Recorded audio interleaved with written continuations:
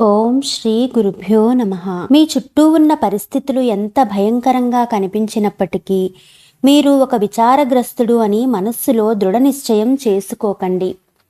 మీరు నిశ్చయం చేసుకున్నప్పటికే మీకు ఆ స్థితి వస్తే దానిని తీసుకువచ్చిన కారణాన్ని విశ్లేషించండి.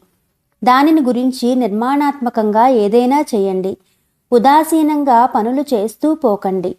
మీ ధోరణి అదే కనుక అయినట్లయితే ఉదాసీనత స్థితే అన్నిటికంటే చెడ్డదైన మానసిక స్థితి. అటువంటి సమయంలో మిమ్మల్ని సృష్టించింది మీరు కాదు అనే విషయాన్ని గుర్తు చేసుకోండి. భగవంతుడు మిమ్మల్ని సృష్టించాడు. ఈ ప్రపంచాన్ని ఆయన మీకోసమే నడుపుతున్నాడు. మీ పని ఏదైనా దాన్ని ఉత్సాహవంతంగా ఆయన కోసం చేయండి. మిమ్మల్ని మీరు సృజనాత్మకమైన పనుల్లో కార్యనిమగ్నుల్ని చేసుకోండి. ఎందుకంటే ఆయన మీకు అనంతమైన శక్తిని ఇచ్చాడు. విచారపు మత్తులో పడి కొట్టుకుంటూ మిమ్మల్ని మీరు మానసికంగా పరాజితుల్ని చేసుకోవద్దు. మిమ్మల్ని మీకు నాశనం చేసే ఈ మానసిక స్థితుల నుండి విముక్తిని పొందండి. మీ ప్రగతి చక్రాలకు అవే నిజమైన నిరోధకాలు.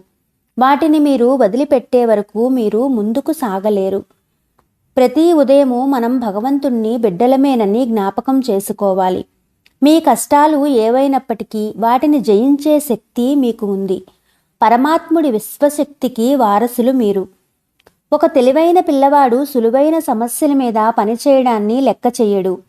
అతడు కష్టమైన సమస్యల సవాలును ఆనందిస్తాడు. కానీ చాలామంది జీవితపు సమస్యలకే భయపడుతున్నాము. నేను వాటిని చూసి ఎన్నడూ భయపడను. ఈశ్వరా, నీ భక్తి, నీ శక్తి నాలో పెరగాలి. నీ సహాయంతో సమస్యలను ఎల్లప్పుడూ అధిగమించడానికి కావలసిన అనుకూలమైన మనస్థితిలో నన్ను ఉంచు అని మీరు ఇంకా ఎంతమాత్రమూ ఆలోచించలేని విధముగా ఒక సమస్యను గురించి నిర్మాణాత్మకంగా అన్ని కోణాలలోని ఆలోచించాలి.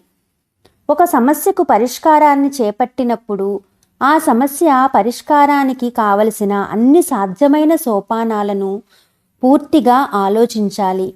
నిజాయితీగా చేయగలిగినంత చేసి దానిని గురించి మరిచిపోవాలి. తన సమస్యకు సంబంధించిన చింతను తన మనస్సులోనే ఉంచుకునే మనిషి విచారగ్రస్తుడవుతాడు.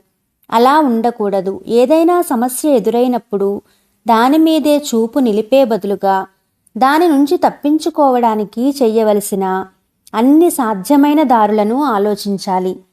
మీకు ఆలోచించే సామర్థ్యం లేకపోతే మీ ప్రత్యేకమైన సమస్యను ఇతరులకు వచ్చిన అటువంటి సమస్యలతో పోల్చి చూసుకోవాలి.